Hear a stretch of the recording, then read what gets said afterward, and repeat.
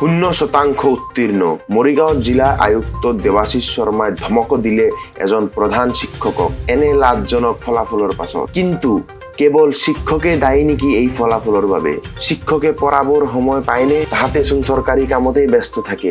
ল'ৰা ছোৱালীক প্ৰাইভেট স্কুলত পঢ়ায়, তেতিয়া চৰকাৰী স্কুলত ভাল ফলাফলৰ আশা কৰা উপযুক্ত নেকি? নথিপত্ৰ, ভোট তালিকা, হোৱাটছএপ আপডেট এইবোৰত শিক্ষকে দিনটো পাৰ হৈ যায়। শিক্ষকে টাইমনো ক'ত পায়? সেয়ে এই ভিডিঅ' কেৱল এজন শিক্ষকৰ ধমক দিয়াৰ ভিডিঅ' নহয়, এইটো শিক্ষাৰ ব্যৱস্থাৰ আগত এটা আইনা। এইটো চাওক জিলা আয়ুক্তে কেনেদৰে কৈছে।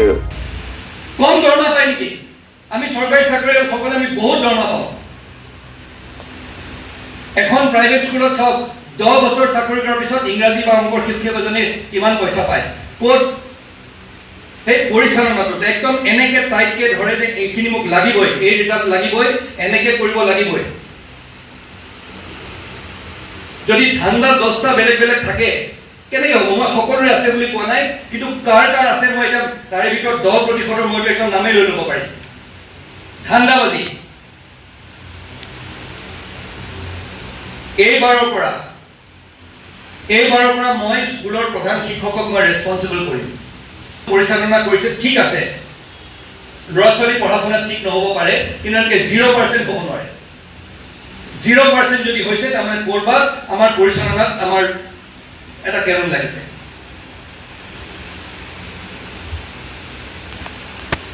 ইমান আদৰ সন্মান কৰোঁ মই নিজে এজন শিক্ষকৰ পুত্ৰ, কিন্তু এইবাৰ মোৰ লাজ লাগিছে। মই কৈছো সদ্যৰাইজ মৰিগাঁও জিলাখনৰ সমগ্ৰ অসমৰ প্ৰেক্ষাপটত তলৰ পৰা 4 নম্বৰ আমি, ইয়াতকৈ আৰু লাজ লাগিবলগীয়া কথা নাই। আৰু এইটো গোটেই সমাজখনৰ সন্মুখত আমি এটা মুখ ঠেকেচা খাইছো, গোটেই শিক্ষা বিভাগে আমি মুখ ঠেকেচা খাইছো।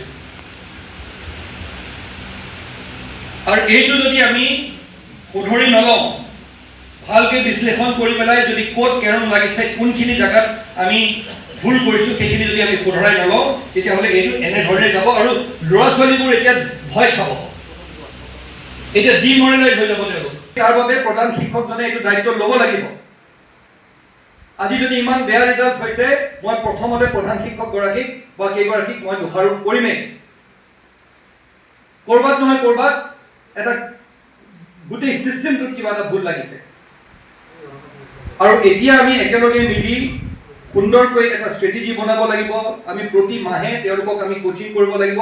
আৰু এটা কথা, যদি প্ৰাইভেট স্কুল এখনত য'ত কম দৰমহা পায় এজন শিক্ষকে, আজি প্ৰাইভেট স্কুলখনত যোৱাৰ লগে লগে ইংৰাজীত একেবাৰে ফটফটাই আখৈ ফুটা দি মুখ ইংৰাজী ফুটিবলৈ আৰম্ভ কৰে, ৰিজাল্ট ভাল হৈ যায়। এজন শিক্ষকে 60-70 হাজাৰকে দৰমহা পায়, ইয়াত 10 বছৰ কাম কৰাৰ পিছত 17,000 টকা দৰমহা পায়। ইমান দৰমহা দিয়া সত্ত্বেও কিয় হ'বলৈ পাইছে এইটো? এই প্ৰশ্নটো মই আয়ুক্ত হিচাপে মই কৰিমেই। কম দৰমহা পাই কেৱল শিক্ষকে দায়ী নেকি এই ফলাফলৰ বাবে?